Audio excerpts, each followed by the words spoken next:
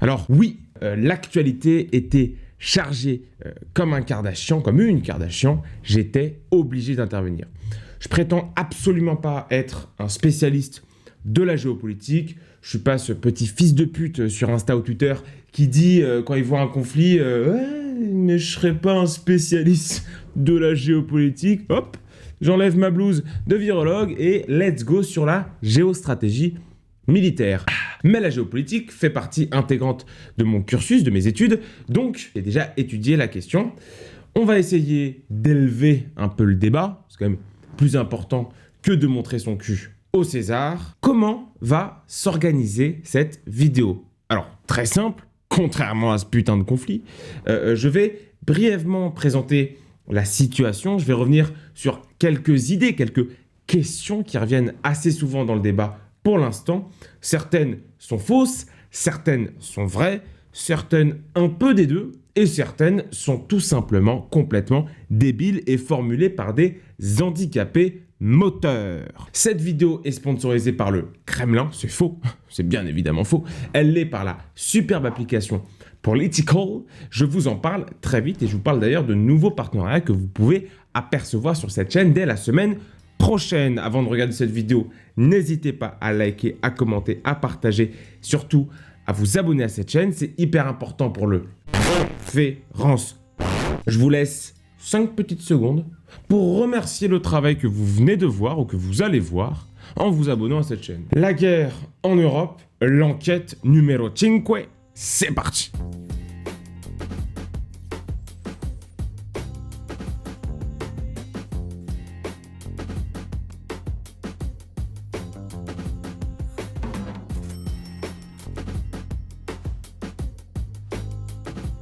On commence cette vidéo, cette enquête, par un peu de contexte. Déjà, petite chronologie, la tension entre la Russie et l'Ukraine ne date pas d'hier. Enfin, tu me diras, hier, Poutine menaçait de destruction nucléaire.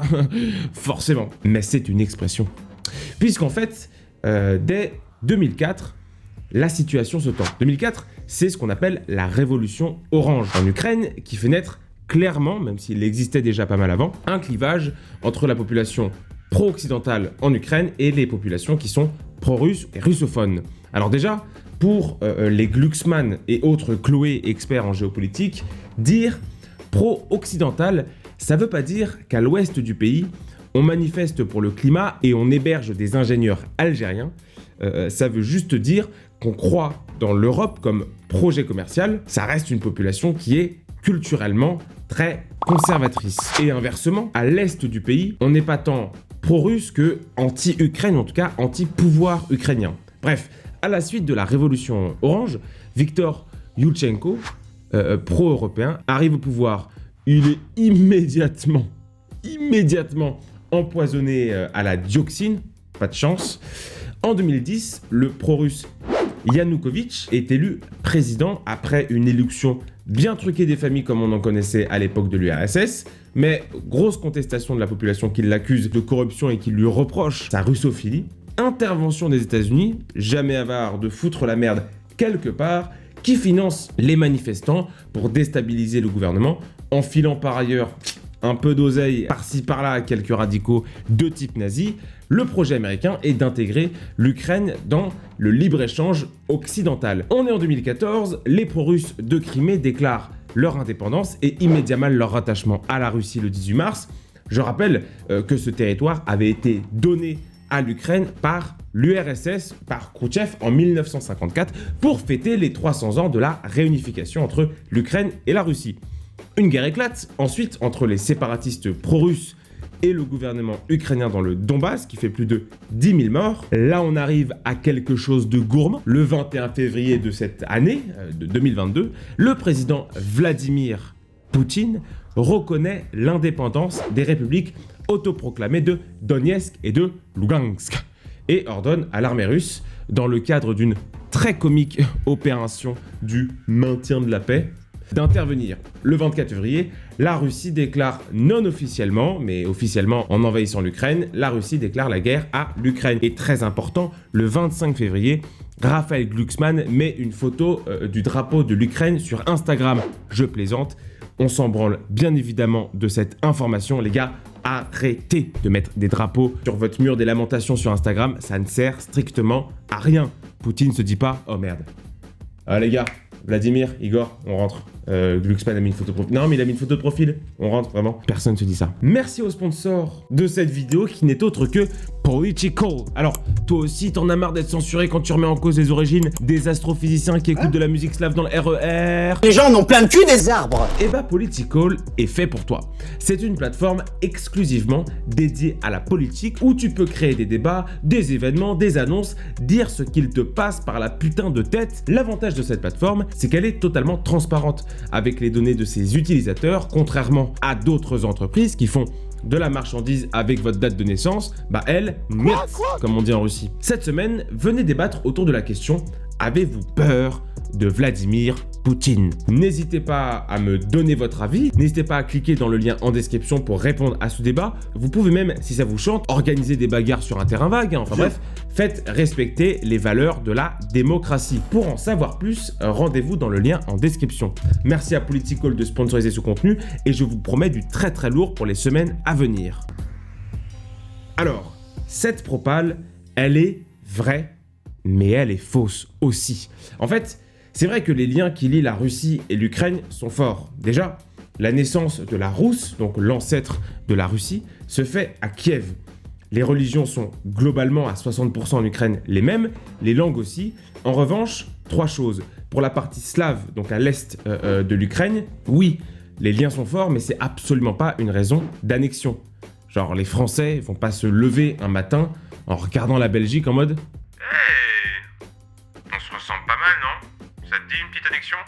Vraiment pas, c'est pas du tout non. Ensuite, à la partie ouest occidentale de l'Ukraine, les Ukrainiens sont plus liés à la Pologne et à l'Autriche, l'ex-Autriche-Hongrie, qu'à la Russie.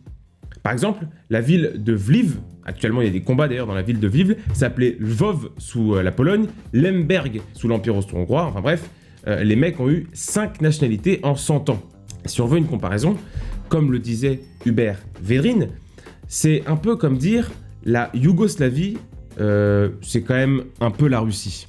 Bah non, les Serbes sont, eux, historiquement et culturellement liés à la Russie, mais en Slovénie et en Croatie, bah, on se rapproche bien plus de l'Allemagne et de l'Autriche. Et enfin, troisième point et non des moindres, alors oui, il y a eu des connexions, l'entourage entre l'Ukraine et la Russie, mais l'histoire entre les deux pays est particulièrement violente. Du coup, l'Ukraine est divisée en deux par le Dniepr, c'est le fleuve au centre de l'Ukraine. La rive droite du Dniepr est russe depuis le traité de Péréslav en 1754. Elle parle russe et elle est orthodoxe. L'Ukraine de l'Ouest a d'abord été polonaise, puis autrichienne, austro-hongroise, puis hongroise et enfin nazie.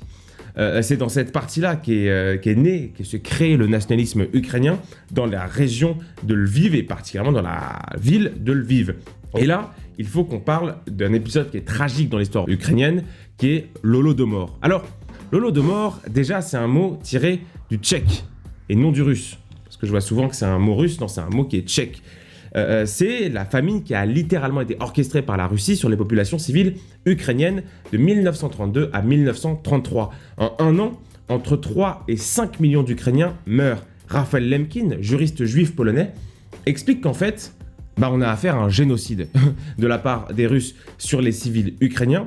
Parmi ceux qui soutiennent cette thèse, le chercheur au CNRS, Nicolas Wurf, spécialiste par ailleurs de la Russie. Il faut savoir aussi qu'on surnomme l'Ukraine le grenier à blé de la Russie parce que les terres plates ukrainiennes sont très fertiles. Et si vous voulez serrer une meuf dans une soirée, vous pouvez dire qu'on appelle ça le tchernosium. Voilà, peut-être que vous n'allez pas baiser, mais au moins vous paraîtrez intelligent. Donc, il faut vraiment être très déterminé de la part des Russes pour exterminer une population affamée de paysans. Je vous épargne certaines histoires assez glauques, comme ces soldats de l'Union soviétique qui allaient dans les maisons de paysans affamés, qui pissaient sur les récoltes ou qui les donnaient aux animaux et qui les jetaient dans l'eau. Dans certaines régions, comme dans la région de Stavropol, Stavropol, c'est plus de 40% de la population ukrainienne qui meurt suite à cette famine. Donc quand Poutine t'explique que la chute de l'URSS est une tragédie et que l'année d'après, il demande aux Ukrainiens de revenir dans le giron de la mère patrie russe, on peut comprendre que les Ukrainiens sont en mode bah non, c'est mort, on va te faire enculer en fait. Alors là, question épineuse. Et encore une fois, oui et non. Oui, parce que l'OTAN joue avec les gouvernements ukrainiens successifs sur la protection ou pas de leurs frontières. Oui, parce que les accords de Minsk n'ont pas été respectés par les pays signataires, dont les États-Unis. Oui, parce que l'OTAN est une organisation initialement prévue pour contrer l'URSS et le pacte de Varsovie qui n'a malheureusement ou heureusement plus lieu d'être aujourd'hui. Mais en même temps, et c'est ce qu'on oublie trop souvent de rappeler, finalement, c'est pas l'OTAN qui propose ses services aux pays anciennement soviétiques d'intégrer l'organisation. Enfin, je veux dire, l'état-major américain ne sue pas des couilles si des Lettons n'intègrent pas l'OTAN, en fait. Selon le géopolitologue Olivier Kempf, dans son livre L'OTAN au XXIe siècle, la transformation d'un héritage, c'est les pays eux-mêmes qui vont chercher la protection de l'OTAN contre la Russie. On a tendance, sur les réseaux sociaux, mais aussi en géopolitique, à minimiser le sentiment anti-russe des anciennes provinces soviétiques, mais il est bien réel. Alors bien sûr, c'est pas par américanisme et par progressisme qu'ils cherchent l'appui des Américains, mais c'est surtout pour faire contrepoids à ce qu'ils appellent dans les médias locaux l'ogre russe, ce qu'on a pu retrouver dans les médias ukrainiens notamment.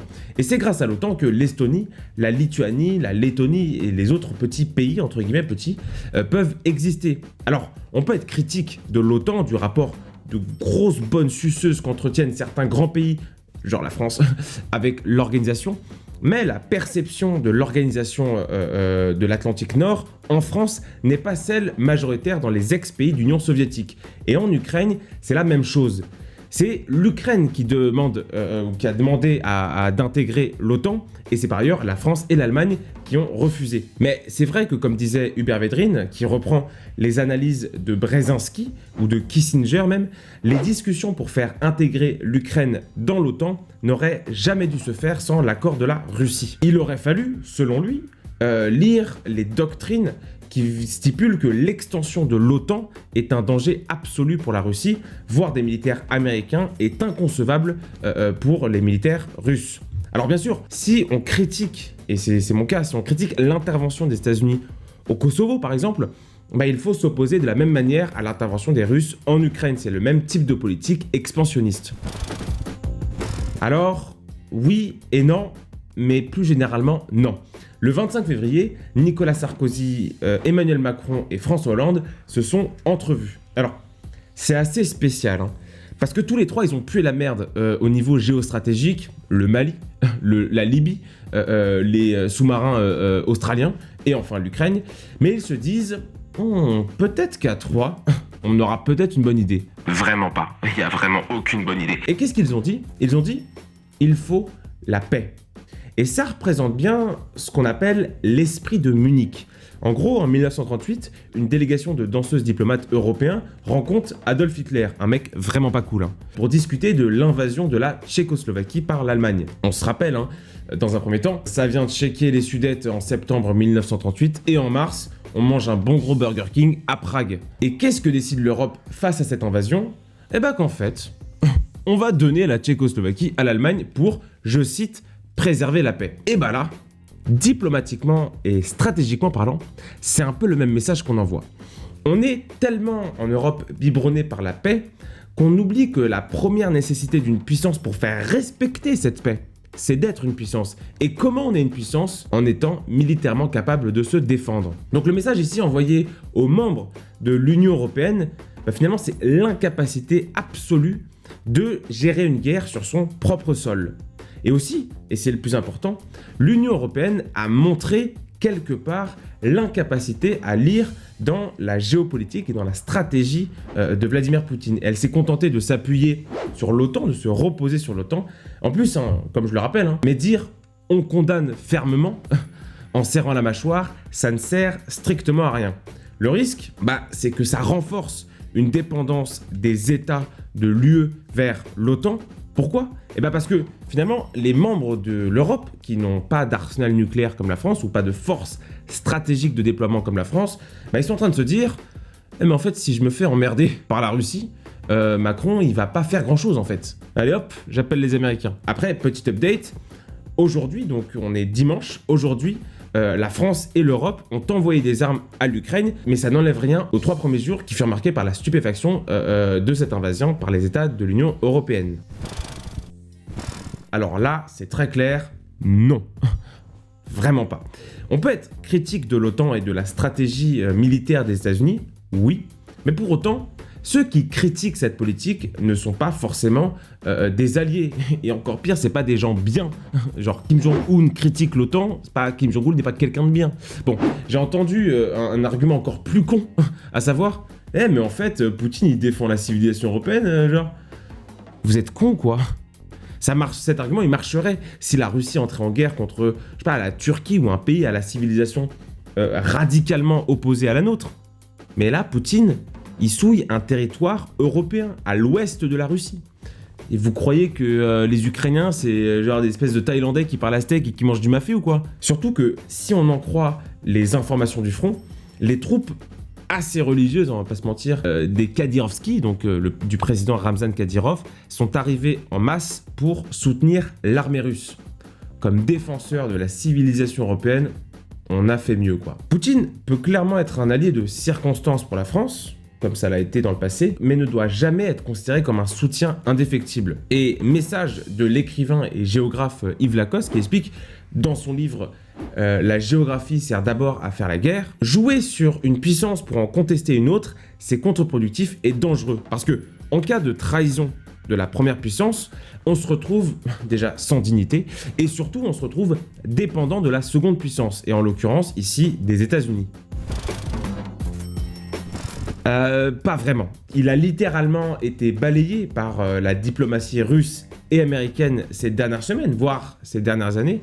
C'est comme quand tu discutes avec quelqu'un et que ton chien te court après pour finalement te chier dans les godasses. Bah là, les Jean-Yves Le Drian, les Bruno Le Maire et bien sûr Emmanuel Turbo 2Z Macron, ils ont été incapables de comprendre la stratégie russe et surtout de défendre l'Ukraine stratégiquement. Après, quand Macron, il dit nous, il inclut les non-vaccinés ou pas ? Je plaisante, tu rigoles. Oh, je plaisante, ça va. Le président s'est fait quelque part rouler dans la farine et selon certains, il a permis à Poutine de préparer temporellement son invasion en lui faisant croire qu'il allait faire la paix, qu'il allait négocier ou je sais pas quoi. En géostratégie, Macron est clairement pas ouf, il est empiriquement pas ouf. On se rappelle de l'échec au Liban, de l'histoire des sous-marins australiens, du départ au Mali, là, cette humiliation est assez coûteuse, finalement, pour l'orgueil des Français. En plus de ça, le jour de l'invasion, soit le 24 février, le président Joe Biden cite le chancelier Scholz, mais pas Macron. Gros manque de respect, là. Alors, cette affirmation est carrément fausse avec un tout petit peu de vérité. Je vais m'expliquer. D'abord, c'est un argument de type point Godwin, utilisé par la propagande russe. Et fun fact, selon Michel Estaninov, la rhétorique anti-nazie que Poutine brandit tous les 4 du mois donne un indice sur l'approbation des actions du Kremlin par sa propre population. En gros, si une guerre est plutôt acceptée par les Russes, comme c'était le cas de la guerre en Crimée, la guerre de Crimée et des événements du Donbass, l'argument à l'époque était plutôt de défendre l'histoire russe et de défendre les peuples russophones. En revanche, l'invasion de l'Ukraine est difficilement légitimable par la défense des peuples russophones, sachant que tous les Ukrainiens ne sont pas russophones, ou en grande majeure partie, et surtout ils ne sont pas russophiles, ce qui n'était pas le cas dans le Donbass. Alors du coup, ce qui se passe, c'est que Poutine explique que le gouvernement est un gouvernement corrompu de nazis et de malades mentaux. Bon, déjà, quand un mec qui est au pouvoir depuis 20 ans en Russie te parle de corruption, tu commences direct à flairer l'embrouille. Et ensuite, de droguer. Bon, la Russie est un pays dont les troubles dus à l'alcoolisme deviennent un enjeu démographique. Et enfin, les nazis au gouvernement. Le gouvernement ukrainien serait des nazis. Déjà, le président ukrainien est juif, donc historiquement, pas fait un DEA d'histoire, mais historiquement ça aide pas à être nazi, et dire que l'Ukraine est dirigée par des nazis, c'est factuellement faux. Par ailleurs, les vrais nazis, les seuls vrais nazis qu'on a pu voir, c'était en 2014, ils ont tous été quasiment tous été payés et formés par les États-Unis. Bon, big up à toi Soros. Et c'est vrai qu'on a pu voir des combattants néofascistes dans certaines régions isolées à l'est de l'Ukraine, mais selon l'ensemble des spécialistes en géopolitique, ils sont plus le fruit d'une faillite de l'État ukrainien et donc d'une prise de pouvoir par des milices locales les plus aguerries, on va dire, plutôt qu'un pouvoir nazi. En fait, si je reprends l'analyse de Patrick Martin-Gagné, enseignant et chercheur, enseignant à Sciences Po surtout, il explique en fait que l'invocation du nazisme par les deux camps, parce que d'un côté on dit ouais Poutine c'est Hitler et de l'autre on dit ouais on combat les nazis, l'invocation du nazisme, ça traduit un vrai traumatisme pour les deux mémoires des pays. Historiquement, certains nationalistes ukrainiens ont ouvertement collaboré avec l'Allemagne nazie qui leur promettait l'indépendance. Et en plus ça, Vladimir Poutine parle d'un État nazi. Or, ces groupuscules nazis qu'il y a en Ukraine, mais ils sont très peu, ne sont pas représentés ni au Parlement, ni dans les municipalités. Ils sont donc très peu représentatifs de la population. Faux. Enfin, vrai, mais surtout faux. Vrai parce que, selon toute vraisemblance, l'attaque de Vladimir Poutine était totalement préméditée. D'ailleurs, petit big up, tranquille, à tous les dirigeants européens qui ont vu 170 000 militaires russes aux frontières ukrainiennes et qui se sont dit « Non, il bluffe, vraiment il bluffe, il va jamais le faire. » Ça fait super cher le bluff quand même. Hein. Donc, Vladimir Poutine savait pertinemment que l'Europe et que l'OTAN surtout ne feraient rien. La première parce que c'est une Europe qui est relativement faible et qui repose sur le soutien militaire de puissance elle-même dépendante aux États-Unis. Et la deuxième, les États-Unis, qui étaient très préoccupés, selon toute vraisemblance, par l'armement chinois en mer de Chine et surtout les tensions entre Taïwan et la Chine. Donc Vladimir Poutine a joué un coup de poker incroyable en attaquant. En revanche, il faut pas croire ce que raconte la propagande russe en France. Vladimir Poutine et la Russie ne sont pas surpuissants. C'est une armée qui a pas mal vieilli, qui a testé la privatisation de ses services, notamment pendant la guerre de Syrie avec le groupe Wagner, et qui coûte très cher. Alors oui, vous allez me dire, la Russie s'est dotée de missiles hypersoniques et de chars dernière génération, certes, mais l'armée russe a de vrais soucis. Elle est parfois très corrompue et fonctionne encore avec la conscription et un gros service militaire. Et qui dit service militaire dit petite motivation. Et on s'en rend compte pour les combats dans les villes, par exemple, pour l'instant, les Russes se font littéralement casser le cul parce que c'est une armée qui n'est pas prête à combattre sur un sol étranger, contrairement aux Ukrainiens qui sont prêts, eux, et qui repoussent assez courageusement, d'ailleurs il faut le dire, qui repoussent les attaques de l'armée russe. Économiquement parlant, le PIB de la Russie, tenez-vous bien, se situe entre celui de l'Italie et de l'Espagne.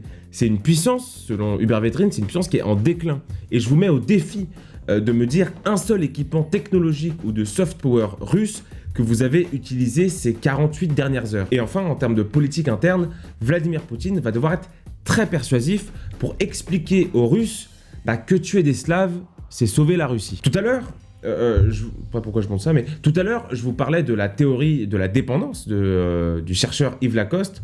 En fait, finalement, les Russes sont en plein dedans. Les sanctions économiques européennes et américaines vont créer un bloc Chine-Russie. Alors, jusque-là, les Russes sont plutôt tranquilles, hein. Sauf que c'est une alliance qui est, ce qu'on pourrait appeler, particulièrement disproportionnée. La Chine ne va pas dépendre de la Russie sur aucun plan, en fait. L'inverse est faux. En s'attaquant à l'Ukraine, Vladimir Poutine s'apprête à cirer les pompes des Chinois sur au moins 6 générations, quoi. Ce qui est très dangereux pour l'indépendance géostratégique d'un pays. C'est très important que vous compreniez ça. Le rapport de puissance entre la Chine et la Russie est genre de 1 à 10. Les exportations chinoises ont une énorme valeur ajoutée alors que la Russie n'exporte que des matières premières, par exemple. Pendant que les Russes sont occupés en Ukraine, par exemple, dans certaines régions comme en Sibérie, région très très riche du pays, il n'y a personne. Et qui c'est qui veut cette région? Ce serait pas Monsieur Pong et Monsieur Lee? Un peu raciste quand même ça. Les Chinois vont faire littéralement danser les Russes géopolitiquement s'ils ne les lâchent pas tout simplement dans les prochains jours. Oui, cette proposition est vraie, mais pas tellement ce qu'on pense. On pense à deux acteurs principaux. Les premiers sont les Chinois, sur deux plans, Stratégiquement, les Chinois vont être le quasi unique interlocuteur de la Russie pendant les 5 prochaines années.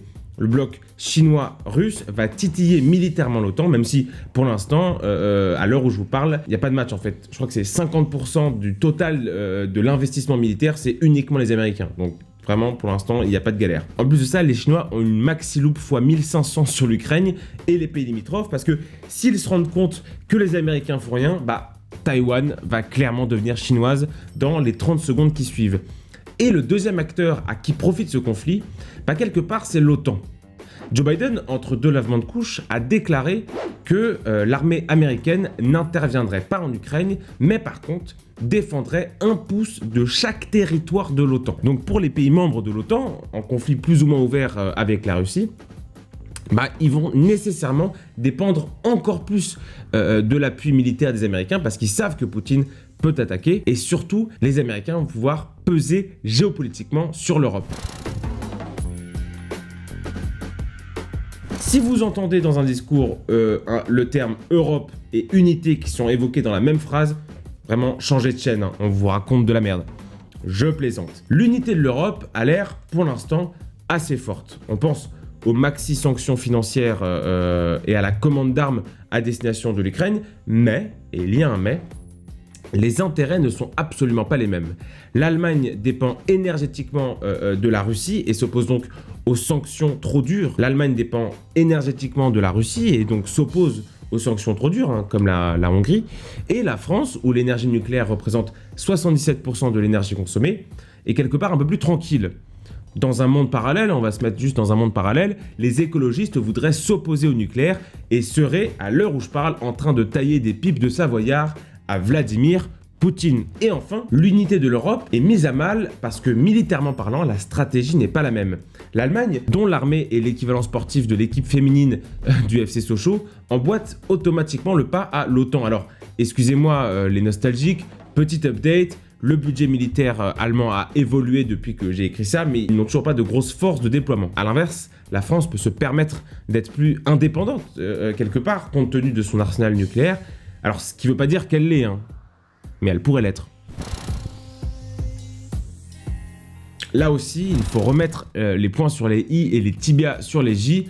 Poutine s'est prononcé dès 2008 contre l'intégration de l'Ukraine dans l'OTAN. Et vu que quand la Géorgie avait commencé à parler chinois avec l'OTAN, la grosse armée russe était intervenue, les Européens étaient particulièrement pas très chauds à l'intégration de l'Ukraine dans l'OTAN. Donc cette attaque a été préparée par la Russie, évidemment, mais aussi quelque part par l'absence absolue de dialogue de la part des Occidentaux. Et Poutine lui-même est dans une sacrée merde, pour plusieurs raisons. Déjà, imaginons qu'il y ait, comme c'est le cas actuellement, une résistance ukrainienne plus farouche que prévu. Poutine va avoir un sérieux problème avec son état-major. L'opinion publique, elle aussi, est très réticente à l'idée de nouvelles sanctions. On a vu certaines manifestations assez courageuses dans les grandes villes, et Poutine s'expose aussi à un risque de débordement du conflit à la Géorgie ou même à la Moldavie. Les sanctions européennes vont commencer à peser très durement sur la vie des Russes parce que dans un état comme la Russie, les sanctions sautent les grands dignitaires déjà assez riches et vont directement impacter la population civile. Alors ça, pour le coup, c'est faux et archi faux. Outre les cyberattaques qui ne sont pas rares à chaque fois que la Russie a un pays dans le viseur, la propagande des réseaux sociaux est assez incroyable. D'ailleurs, une des sanctions est d'interdire les médias russes en France. Poutine, via ses relais RT ou Sputnik, donc comme je disais, qui sont maintenant interdits, fait passer depuis 10 ans le message d'un homme fort, courageux, contre l'OTAN, contre le progressisme, et à l'inverse, la propagande occidentale pro-ukrainienne vient comparer la Russie à l'URSS et Poutine à Staline. Faire la part des choses dans une guerre de l'information revient à trouver un intérêt politique à la campagne d'Anas Kazib.